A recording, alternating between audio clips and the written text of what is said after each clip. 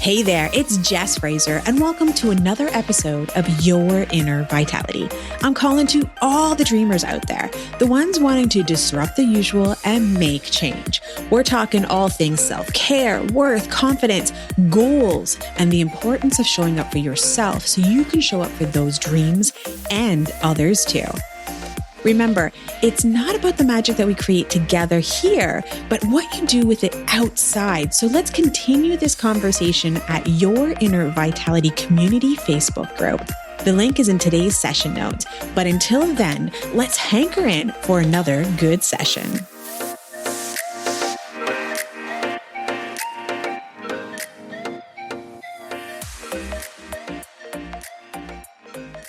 Okay, well, welcome back. And here today, we do have a special guest who I also use and trust. So, this is somebody that I think you guys should have in your back pocket for some of your health and wellness needs. And so this is Samuel Springer. Of course, Sam, I love to pass the torch over to you to introduce a little bit about who you are and what you do for the world to make it a better space.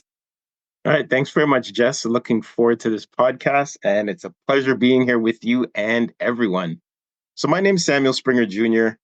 Our company is FinancialEssentials, and basically we take care of anything that is personal insurance related. So there is an example we like to use before I get into further what we do. And it's basically, think of having a bank machine, an ATM machine in your home. Mm-hmm. And a bank machine is very secured. It's very personal. So you're not going to have it in your living room for everybody to access. It'll be in your bedroom.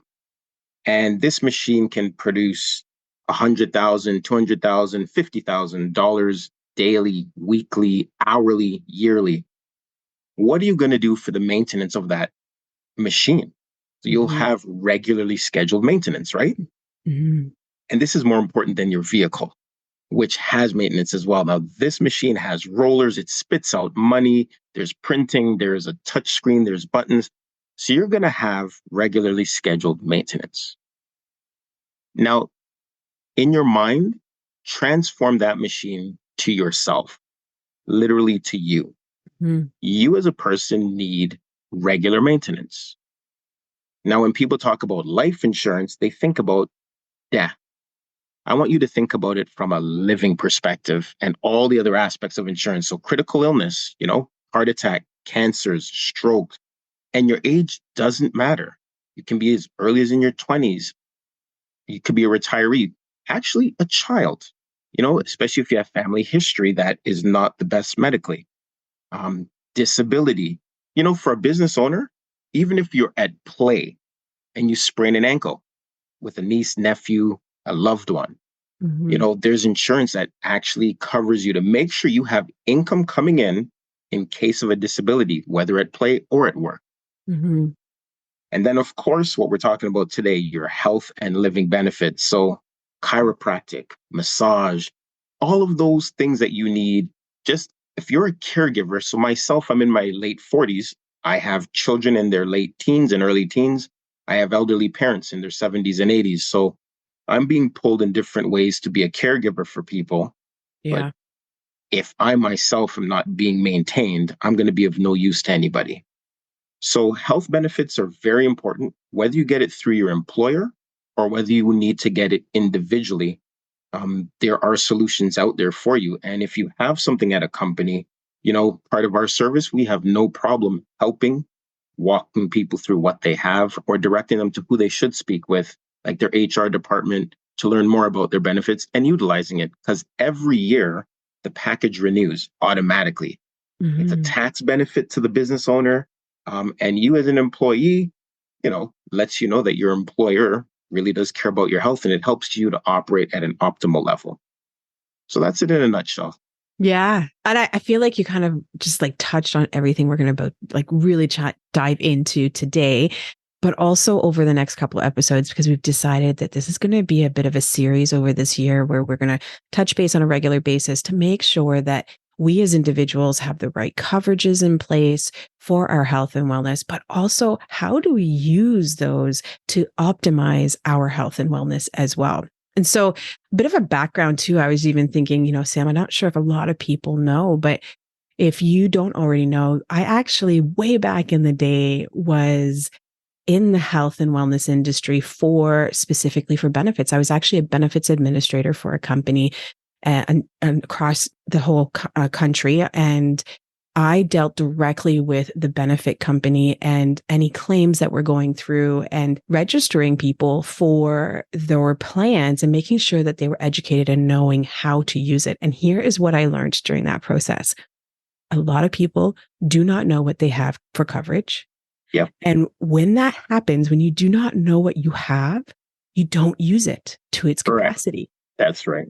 And you don't even know how to use it in the sense of like, how do you make your claims? Who do you go to for this? And this is a question that came up from one of our listeners, which we are going to tap into as well. But, Sam, let's talk about health and dental plans today.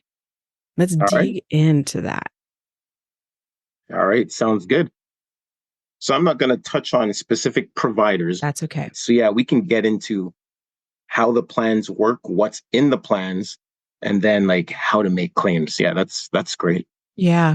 Okay. So let's talk in that order there. How do plans work when it comes to our health and dental coverage? Okay. So let's say you have a plan, whether it's through your employer or if you're the employer and you have a health and dental plan. Yeah. Traditionally, a plan might have, say, 70%, 80, 90, or 100% of dental coverage, medical prescription drugs coverage, as well as we like to call it paramedicals, but like your living benefits being like a practitioner, such as a massage therapist, chiropractor, even speech therapist. Yeah. Traditional plans will give you a percentage. So meaning, let's just be very simple with the money, say $1. So if you went to the dentist and you used your group plan, the group plan might cover 70 cents and you have to pay 30 cents. Right. Traditionally, there is a card, a benefits card that your employer will issue. Yeah. Now, depending on the carriers nowadays, some of them still issue a plastic card, or you have to go online and print it. Yeah, for digital. And so this is part of that when you mentioned people don't know what to do or why they don't use it. Like some people are not technologically inclined. Like I myself don't like all of the technological aspects to it. I like to phone somebody and talk to that HR representative to learn more. Now you go online, you read about it. And if you don't know what you have, send an email or phone your HR representative, the administrator, and ask them. They will email you the booklet or they'll send you the link so you could log in. You'll have a sign in, you'll have to create a password, and then you will receive all the details of your plan. And it's like right there up front and it's always available to you. So that's actually good to stop there for a moment, just because that's actually a question that we had from one of our listeners, Anna, was who do we contact about our plan to know more about it or to register for it or whatnot? So just kind of reiterating what you said there is a really great person is your HR generalist or specialist, that HR department. And if for any reason, and this is one thing from my own experience, that they aren't that specific person, they will know who to direct you to. So they are a prime person to chat with because they will direct you to whoever is going to be able to give you all that information. Yeah, exactly. The other thing is, so some of the group plans that we provide to some of the companies we work with, so your HR representative is one. Number two is for those people who have no problems with the electronics and how everything works. Yeah. They will contact the insurance company directly. I do have some clients and they've sent me an email, Sam, can I contact the insurance company? So when we send them the package, we actually include the phone number and the email address of the health and dental benefits department. So usually there's a department at each company for benefits. So so employees or employers can phone directly the insurance company and they'll pull up, like you'll need your membership number or your certificate number. They can also pull you up by name and date of birth. And then the actual insurance company will give you all the details of the plan you have. So you can get it directly from, quote unquote, the horse's mouth. Yeah. So a couple of places where they can get that certification number or identification number is on their card if they get a plastic one issued, or through the digital one that they download. Now, they are also able to, and this is another thing for you guys to consider out there, is to download the app to that particular benefits company that is running your programming, because you can submit your claims directly through the apps, which, you can also mail them out.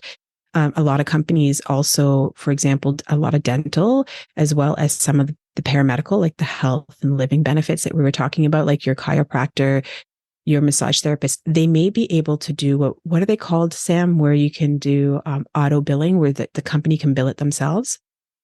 Yes, some companies do offer auto billing. Yeah, Yeah, and then yes, that is what it's called, auto billing. it is. Okay.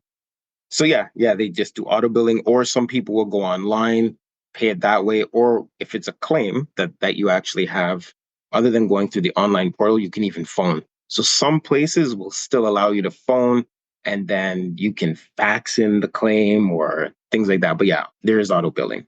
So there's various options.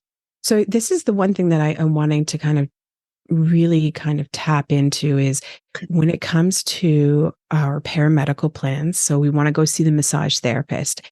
Yeah.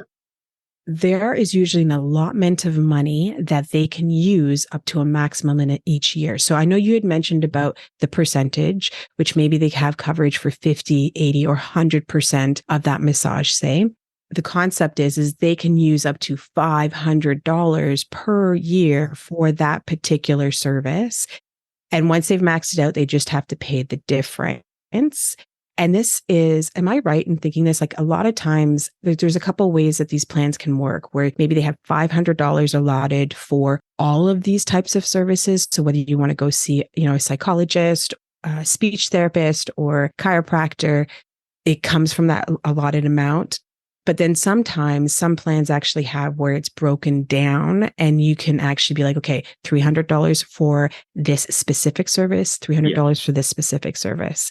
So there's a really to know what your plan offers allows you to maximize the usage of that. And I can tell you, maybe before you dive into some of those details, actually, maybe you dive into some of those details, Sam, if you wanted here.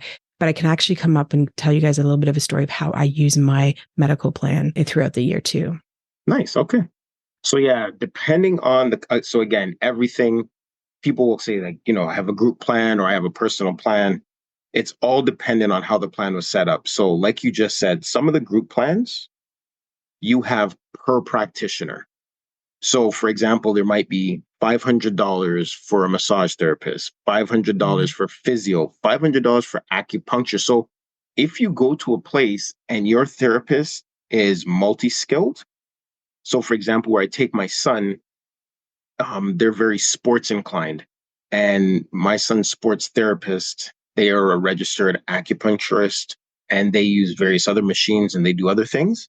There are group plans that break that down per practitioner. Yeah. So you specify that once you're talking with the person at the front desk when you're going to pay the bill. Because if you use that $500 for, say, chiropractor, and your chiropractor also does acupuncture, but you didn't specify, you might have an issue with the insurance company at time of claim if your plan is per practitioner. Mm-hmm. So it's very important once somebody has a group plan or if they are receiving benefits that they confirm if it's per practitioner or if it's a bundle. Because if it's a bundle, you have like $1,000 total for the year for all of those specialties. Now, how can they find that out? My first thought is they can go to their booklet and their booklet will show the details of that. Are there any other areas that you can think of? So we've originally said, to learn more about your plan, talk to HR, your human resources, as well as the company directly. But the third one that I do like to tell people is your broker. Okay. There has to be a broker or an advisor who puts the plan in place. So Yes. one of the things I like doing with all of the group plans we have a meeting at the beginning of the year or Mhm. whenever a group plan is started. So you can start a group plan in any month of the year, and they Okay. usually start first of the month. So I will normally go in, Hmm. all the employees are in the room. Yeah. We then go through, I do a PowerPoint presentation and I explain this is the plan. So if it's per Yeah. practitioner, how much is medical, how much travel insurance even is covered. Some of them won't have the travel because it might be cheaper for the company to do it independently or the individual to do it independently or not. So your broker is actually a very good source as to Mhm. what is in the plan. So as an employee, you might not have been part of the original setup when a group plan was offered. Ask HR who the broker is. They will put you in touch with the broker. Actually, when a new employee is starting at a company, Yes. part of the package that they should receive Hmm. once they get their offer is this is the broker that we work with for your pension, for this, for that. So not only can you directly contact where you're working or the insurance company directly, but you have the broker. And for those individuals who have a personal health and dental plan, again, your broker you purchase the plan through, your best source is the broker. And then, of course, if they're not available, because sometimes, we're on the road a lot or we're doing things. What I like to do is in my cover letter that I send clients, I include the phone number of the company. So Yeah. those are your three best sources: the company themselves, human resources, and the broker. Okay, so there's a couple of things that I want to add to that too, because Yep. you tapped into something that was also very valuable. But before I go into that part, the other area that they can look at is Yes. the app. So if you've got the app on your phone, what's really cool with the apps is most apps will allow you to see how much you've used of that amount so far this year and how much you have remaining. That can also help you with determining what you're going to be using for your services and making sure you're maximizing it. And you did tap into something this too. So if you are a new employee with your company and they offer a benefits plan, this is something I really want to stress to you guys is making sure that you complete and send those forms in on time because there's actually restrictions and time dates that you need to be able to meet or your employer needs to send these things off to the broker or the insurance companies in order for you to get all of the full packaging. Otherwise, what will happen is you will go through an approval process for your Right. plan. And what happens with that is you could also, even if you're approved, be severely restricted from the actual amount of coverage that you have, meaning that you don't get the full like $500 for massage and dental and whatnot. So just that's one thing as an employee that if you do have a dental plan and medical plans available to you, make sure you put it on those documents right away. For example, I had a client with diabetes. And Yeah. it wasn't only her with diabetes, but she was the main plan member as an employee, but it was also a family plan and her husband had diabetes. Yeah. And there's certain medications. And a lot of these group plans now are no name brands, but there's also machinery that some people need. If people Okay. are on oxygen and things like that. So within this family, there was also oxygen and other machines that were needed. Yeah. If you don't disclose that upfront, as Jess pointed out, rightfully so, like you will then have to qualify, quote unquote, medically, and you might not qualify. And if you do qualify after the fact, you wouldn't get 100% coverage. The Yeah. insurance company might make an exception and say, oh, you're only getting 70% coverage. And those medications might be more frequent, or those assisting machines or anything Yeah. additional that you need, they're costly. When the lady had to submit the cost for a couple of the machines that they used, at first the insurance company was saying no because she didn't disclose certain things up front, but we ended up getting it for her. And this is the other good thing for having a broker. They go to bat for you. Now, there's Yeah. times you might say, oh, my broker didn't. Like, brokers have a lot of clients that they work with, and sometimes time is restricted. Just call them, email them, they will get back to you. They will work on your behalf. Like, we get a commission. We are paid. We're on commission to go to bat for our clients. So your broker is your best source. And yes, please provide all that information up front, because you won't have to go through a medical in order to qualify. I'm thinking back to me being that benefits administrator. It is, that would be a really good idea for you, is to create a relationship as the listener, to create a relationship with that benefits administrator, broker, whatever that is, because I can tell you how many times I would sit down with someone to show them how to fill out those forms or how to fill out a claim. I would sit down and help them actually download the apps on their phones. I would show them how to find their employee number or their identification number that they needed. So these people can be some really great allies when you're like, I don't know if this is covered or not. It's like, okay, I'm just going to go and ask Jess and she'll help me out. The other part to that too is if, say, for example, something is denied, that person can also be that individual to either, like for me as a benefits administrator, because I was working with the company, for the company, but I was the main liaison with the brokers. Yeah. So I would sit down and I talked to the brokers probably like on a daily basis. So I had that relationship where I could sit down and say, hey, like this person put a claim through and was denied. Can you help me understand what's going on for them so I can discuss this? And everything that's discussed is confidential. Yeah. There's been times where the broker then is able to either like get half of the claim back or the full claim back, but it would never have been able to have been possible otherwise without actually pushing more and getting that extra support. So I think that's another like side note to it too.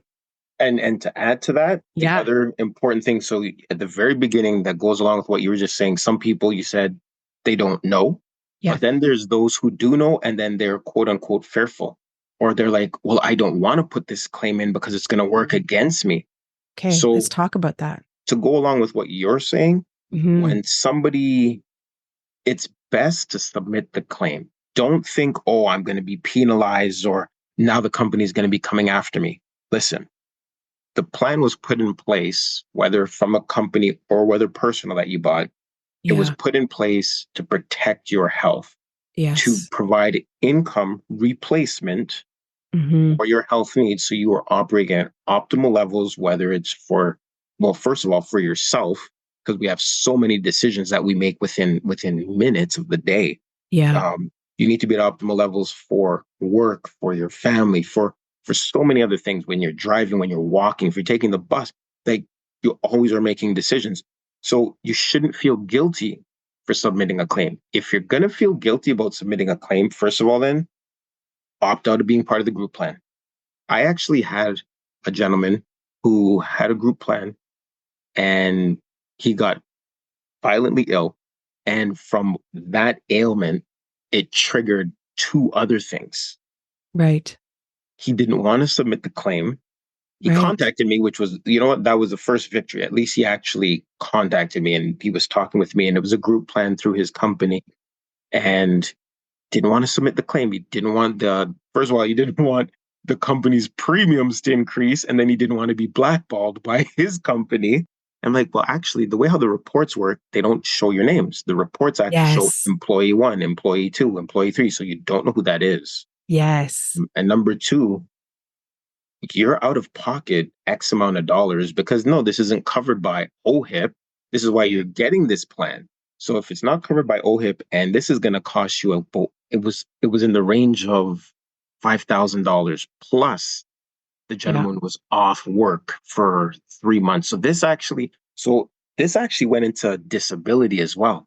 So it wasn't only that he needed therapy and treatments, but he then went into disability, and through going through the group plan, he actually had short-term disability was covered. Now, their company didn't have long-term disability, but I mean, then you can always go to EI and do things from there. But so again, disability can happen from an ailment. Critical illness can happen from an ailment. So with your health and dental plan, it's important, whether you don't know or whether you do know, to contact these specific individuals that Jess has mentioned and that I've reiterated, because it's to help you as the listener. It's to help you operate at optimal levels on a continuous basis. Yep. And within our next episode, guys, this is where I'm saying, like, stay connected with this, because if this is something that's of interest to you, Sam and I also want to know, we'll have our contact information in the show notes of questions that you'd like us to answer in the other series of these episodes, because the critical illness, disability, life insurances, we are going to cover in more detail. And one of the things, kind of segueing back into this, and a tip that I would say that works really well for me is the insurance company that I am covered under. I typically have their 1-800 number, their customer service number as a contact in my phone. There's a couple things of prep that you need to do, but taking those couple of minutes to put that phone number into your phone, to download that app, will make it for an easier opportunity for you to know what you have as coverage, be able to claim. And this is where I wanted to kind of example a little bit of how I use my benefit packages, how they've really worked for me, and how I leverage them to not just like at the end of the year, which I know a lot of my friends that are in like practitioners, and they're like, oh my gosh, like November, December is like a mad dash. Everybody wants to use up the rest of their plans, right? So a part of my medical plans in the past and now is I have naturopathic coverage. I actually have an ongoing appointment with my naturopath scheduled in every month, where I go in and they actually do the acupuncture and all of that other stuff. I know I have that appointment set in every single month. Like before I leave that office, she books me in for the next appointment. We see each other every 4 to 6 weeks. And the reason behind this is it's an opportunity for me to be like, my life may be chaos. I may have so many unexpected things that come up, but that 1 hour in the month, I know I have carved space for, I've put it in my calendar, and that is like self-care for myself.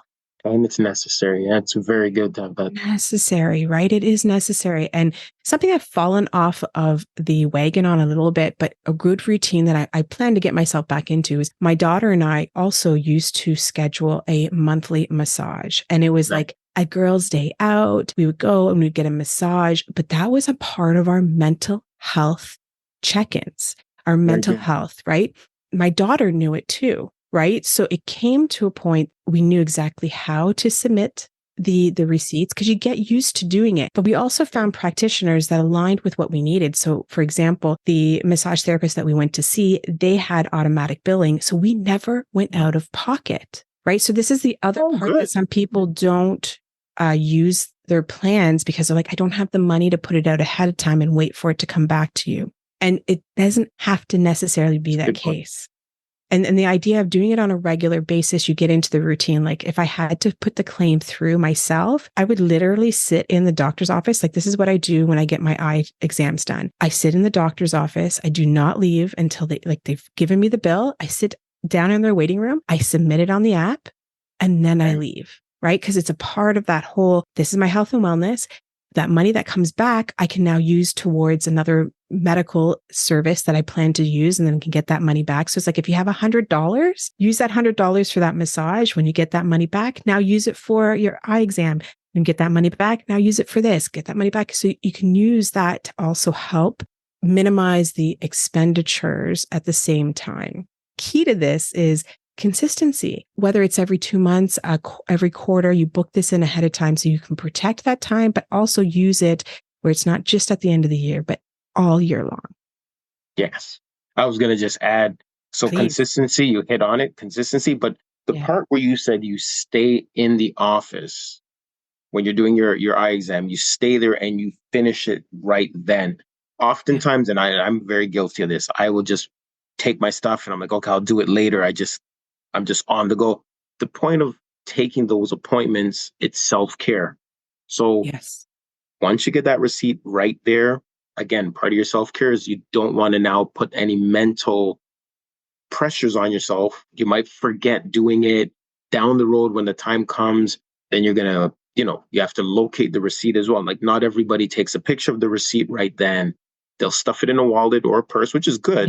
Yeah. But part of that self-care, keeping your temperament in check, staying relaxed, sit there in the office right there, fill it all out, submit it right then leave. So that's a very good point that you made. So consistency and just taking the time then to still be in the moment. So it's not just that hour of self-care, it might have that additional 10 minutes, so it's Yeah. it, A couple of routines that I had witnessed being in the benefits administrator then is I would have people submit their claims once a month, put that receipt somewhere. And at the end of the month, I wasn't that disciplined. I never went back to it. So that's why I just had to do it while I was at the doctor's office. Right. But some people, that is a routine that worked for them. So find that routine yeah, that allows you to get some time for yourself to utilize, going to the dentist on a regular basis, right? And your dentist office will work with you. My dentist office, they know how much money I have. And I've had when you create these relationships with these individuals, my hygienist will be like, you know what, Jess, honestly, your teeth are doing really good right now. We could actually bypass having the dentist come in to check your teeth if you'd like. And that would save you some money for any other stuff that we have to do throughout the year. I'm like, great. nice. Right? That's awesome. So figuring out and finding those practitioners too that are willing to work with you and are there for your actual health needs too. That's a very good point. People need to spend time and find those practitioners that are a fit. And not to get into too much of the nitty gritty or to have any complaints, but the dental industry is not as regulated. So if you go to the dentist's office and you tell them you don't have a plan, you can negotiate how much. If you do have a plan, and you let them know how much is covered, they can you can negotiate. It's not cut and dry where it's $150 for the cleaning today. Like if you don't have a plan or if you have whatever your financial situation, they are willing to negotiate and work with you. So don't just settle for the first place just because it's one block from where you live. You might have to go to that one that's 2 blocks away because they're more accommodating. So take the time. So get into a routine and also take the time to find those practitioners that you connect with, that meet your needs and you actually meet theirs. Like it should be one of those types of relationships. Mm-hmm. It's a good point because I remember there was a point in time I didn't have dental coverage. If you are coming off of your dental plan, another thing is communication with this is communicate that to your practitioners. Because when I did go into the dentist office, they also did say to me, I'm like, hey, I no longer have dental coverage. This may change up how I see you throughout the year. And they actually charge a different rate for uninsured individuals as they do for insured individuals. So they just changed me to the uninsured pricing. And their concept and their thought process behind this is they can get the little bit more money from the insurance covered parts. And it allows the other individuals who aren't getting it that bit of a break because it can be expensive, right? But here's what I'm going to say too is your health is worth the investment, whether it's purchasing a plan yourself. Even though I've told you guys how I use my medical plans, I'd say about month 7 or 8, I no longer have any more money for my naturopathic appointments. But I still keep those appointments in place. But I know that over the next 7 months, I'm going to have a little pocket of extra money to continue that cycle. Or the same concept can apply when you talk to your medical professional. If it's a massage therapy, you're like, I have $300 for the year, thinking maybe I see you every 3 months. Okay. The idea is don't allow just even the fact that your medical plan only covers so much. Plan ahead of time if you have that ability to, so that you can still also enjoy and really, it's not even just about enjoying. It's about really that quality of health during your process. Massage therapy, a mental health thing for us. Yeah. It seems like a luxury, but at the end of the day, we noticed when we missed months, Athena and I, of our massage therapy and how mentally it impacted us. So, well, you mentioned something there that's very important. And I don't want to go off topic too much, but I think somebody will find this helpful. So when you mentioned coming off of coverage from an employer to now being self-regulated, there's 2 things that happen there. When you're coming off of coverage, with pretty much all of the carriers, you have a 30, so it depends. You have a 30 to 60-day window to quote unquote transfer to an individual plan because you don't have to go back through any medicals because you're coming off of a group plan. So you can own your own plan. but now you're footing that bill out of pocket. So, I mean, there's different plans that the companies offer. And in the notes that Jess will provide, there's a couple links we're going to provide. So you all, the listeners, can go on yourself and play around with the quotes and see what might be good for you. But you'll own your own plan. So that's a cost you're going to have to take. So one thing that I do recommend to people, and as a broker, people tell me, well, you're not gaining any money out of that. It's not about gaining money. This part for me is, this is where, when you ask, what do I do in the world? What do we do in our space? Our space is, we try to help people. Like, there's programs and things that we do through the company, outside of the company, because we believe everybody needs knowledge, first of all, to make an informed decision. So one of the other things we do is, if a plan is too expensive for somebody, because some of these plans can run cheap, $100. Some are expensive, $500, $700. Yeah. So you can do your own funding. So you can build up over a 6-month period. So whether you have a tax-free savings account or a high interest bank account, you save $150 or $200, whatever that is for you on a monthly basis. Save that in an account where you're going to gain interest. See how much over the past year you spent on medical health benefits, that naturopath. So if over the span of a year, you've calculated, you've spent $2,500, and now you're coming off of a group plan and you have a personal plan, or you want to put a group, you're self-employed, and you want to put a plan in place for your company. After you've done your own review, if a plan is going to cost you more than $2,500, does this make sense for you right now? Is it cost efficient for you? If it's going to cost less, okay, great. It's cost efficient.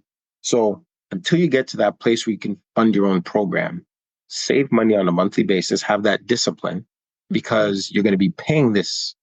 And it's not an expense. It's actually a contribution. It's an investment. If you're looking at health plans, mental, emotional, physical, it's an investment. You're keeping yourself stable and improving. So don't look at it as an expense. Look at it as an investment. Because if you take care of you, who really is going to? Right? I mean, you can have it, like my wife, I love her. She helps to take care of me in many aspects, but there's times mentally, if I'm not going to do something for myself, she's just like, you're a grown man. If you don't want to do it, I ain't doing it. She just moves on. Right? So it's something we need to do. So when you're coming off of coverage, weigh how much you spent in the last year. So can you afford a plan, or put a plan in place that's not as aggressive? So the company might be paying 100% or 90%. You might be able to do 70% through your plan, and that's more cost effective. And then there's also something known as a health spending account. I know, Jess, we spoke a bit about this before the podcast. So a health spending account is like a lump sum of money that you're given specifically for healthcare. So for example, if it's $5,000, you can have $2,500 for medical expenses, such as prescription drugs, and to see practitioners like your massage therapist. And then the other $2,500 could be for dental. So we're talking about someone who's a regular at the dentist's office, not just cleaning, but they have like crowns and cavities and things like that, or multiple family members. I mean, and you can have a lesser amount for a health spending account, but there are options. You don't have to have the traditional health plan. You can have a health spending account. Usually that's for sole proprietorships and business owners. Right. But there are options, and you can build up again in a high interest savings account or a tax-free savings account. We can help you with that. And then once you reach a certain point, you can now fund a health plan. So you do have options. And what I will also contribute to that is, how do you find out how much you have spent in your benefits, as well as how much you have spent on your own? So there's a couple places that I can think of, and you can add to this after if you wanted. You can actually log into your account through the insurance company and the benefits company, and you can actually create a spreadsheet. Like, you can download how much you've spent, how much of it that the company or the insurance company has covered, the benefits company, and how much you've been out of pocket for. And there's a couple of perks as to why to do this, and I'll come back to that after. So you can also check on the app sometimes too, that will be offered there. On your pay stub, you will also see how much you pay biweekly or monthly. Sometimes the company covers it 100%. Sometimes you pay 50% of the benefits, premiums. So you can also see on your pay stub how much you are paying every pay. And there's usually a tally to let you know how much you are paying for the full year so far, year to date. So this can allow you to understand how much you're contributing from your paycheck every time, how much the company is actually covering, or the benefits company, and how much you're going out of pocket. And there's a couple of perks as to why to do this. A, to calculate if you are leaving a benefit plan, if you want to create one for yourself, where do you use your plan most? Yes. So then you get coverage that's custom to that. Very good. Or is it worth you to get the plan? And here's where I will say, in my own world, when I did that assessment, when I was coming off of benefit plans at one point in my world, I decided not to go into it because I wasn't a heavy user of prescriptions. And so when I calculated how much I was paying within the company and then to the company and how much I was using in my paramedical services, it was better for me to actually have what you were talking about, like a savings account at the time. Right. So that's another reason why you want to do this calculation. And end of the year, another thing for you guys to know, whether you have a benefits plan or you don't, all of these prescriptions, dental, paramedical, which is all of your practitioner services, whatever you go out of pocket on, meaning the company or the benefit plan didn't cover or you didn't have a benefits plan, you can now claim that in your taxes at the end of the year. Very good point. Yeah, this is really important. This is money that's being left out on the table if you are not bringing those expenses forward. And if you have a benefits plan, you can do a spreadsheet that does all that calculation really quick for you. Exactly. Very good points. Very, very good points. Sorry, Sam, before we forget on that, sorry, I don't like interrupting, but the other part is you can also claim the benefits, like what you pay for your benefits plan every year as well. So that's also really important too. Like, regardless if you have any claims throughout the year, if you've paid into a benefits plan, you can claim that at the end of the year as well. Very good. That was one of the things I was going to mention. So sorry. No, that's great. Claim at time of claims and then income tax time claiming. The other thing that you mentioned, which is very important that people, this falls under they didn't know, so they don't do it. Customization. You can customize. And again, these links that Jess is going to make available in the show notes. I've had clients, in their 20s or 30s. Well, I don't use dental, or I don't take prescription medication. Within these links, you can literally take off, like you can put on what you need and you can get a quote. And it does make a difference in your cost you'll be paying. So customization is very key because everybody's an individual, family, single, whatever have you. Customization is there. So we can't hide behind, I didn't know and it's not available. Jess is making things available because she cares for all of you. So utilize what she's presenting. Yeah. For any of those people who are not diligent on putting their claims in, and you're like, oh, damn, I missed the end of the year. Most companies will allow you to claim for up to I think a month after. I don't know if you'll know. Do you know what that is, Sam? Usually it's they'll try to not tell you the 30 days. Okay. They'll tell you 15 days because they really want to get everything in. So stick to 15 days. It depends on the company, usually 30 days. But for end of the year, I always tell people, get it in as soon as possible. Work with 15 days after. So January 15th, usually everywhere closes down. Right? You have a lot of holidays last 2 weeks of December. So if you can work it in to get it in last week of December, get it in. I do know people who utilize their benefits the last week in December 28th. I had a client call me and they went to get a massage done. Yeah. So, but try to get it in on that last day of December. I mean, yeah. Pretend you didn't hear what I said, but in case you are that procrastinator, what Sam is saying, get it in there at least by the 15th, the start of the new year. Correct. Honestly, Sam, I feel like we can talk so much about this. And I think there's a lot that has been covered in this particular episode of the very first episode of the series that it's enough for you as a listener to digest this information, and also what questions come up that you can tap into and send that information off to me so that I can get that all together for another episodes to come over this next year with Sam so that he can help us answer more of those questions. Some things that came up that we didn't tap much into was your critical illness, your life insurances, I think disability insurances you were talking about, Sam, too, that we are going to tap in some future episodes. But what else are you wanting to know from your medical plans? Because we will make sure that that is in these episodes too, because at the end of the day, this episode and all of this podcast is just about what you guys are looking for and what you guys need.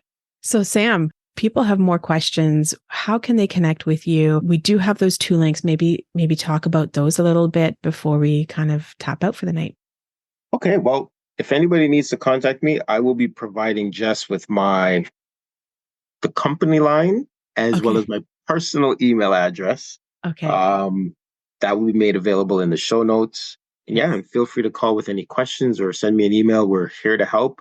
If I'm not able to answer your question right away, normally I will get you an answer within 2 business days. If it's something you need immediately done and I'm not able to get the answer, I will make it a priority to call the insurance company or my back office. We do have something known as a distributor office, and they basically help empower us as brokers to know everything possible to know. So I'm always available. And again, as Jess said, if you have an existing plan and you don't know what you have, your human resources specialist, the company directly, that broker directly, or you can contact me and I can give you further direction, because these are things that we help people with. And sometimes when you're retiring or leaving a company, some of the plans actually continue half. They're not full, but they do half. And my dad, who's now in mid 80s, he's 84. But these are older, these are older plans, like grandfather plans, but he still gets his health benefits provided by the company he worked with. And my mom is still on his plan too. So he's 84, she's 75, and they still get benefits covered, and they use it. They use it because they hear me all the time. So please, people, care for yourself, take the time, use the plan, and that's how you can contact me. You'll see my information in the show notes. If you're making any kind of life changes, tap into, it doesn't necessarily mean you're going to lose this plan. I've heard you say that there's ways that you can carry it over, or even just create your own plans completely separate. Or even in this case, you may actually have the ability to have it to continue. It's just about now, what do you do next? And how do you do that and communicate that information, which your broker, your HR specialist, your benefits specialist, the insurance company themselves, make sure that you're tapping into those individuals and use those individuals as allies in your health and wellness. Sounds great. Exactly. Yeah. They are allies. That is it. They are.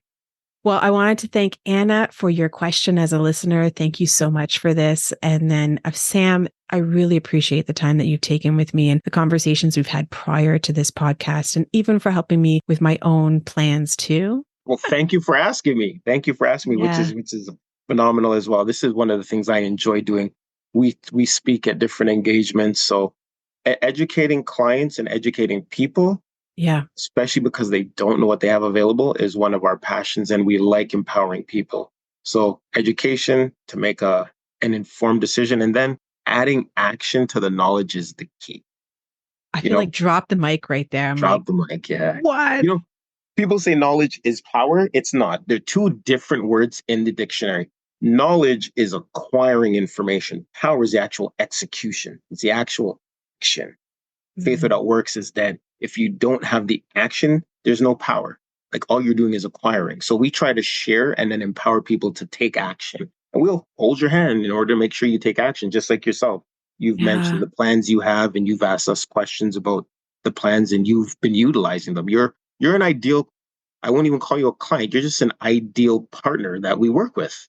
You are the ideal person. Yeah. Yeah. Well, that makes, usually when I have these independent conversation podcasts, not necessarily with guests, I don't always give homework, but I feel like this is an appropriate space to be your homework as your coach today, and as Sam, as your benefits guy right now, is going to say, what action are you going to take based off of the information you've learned off this podcast today? What action are you going to take on your health and wellness?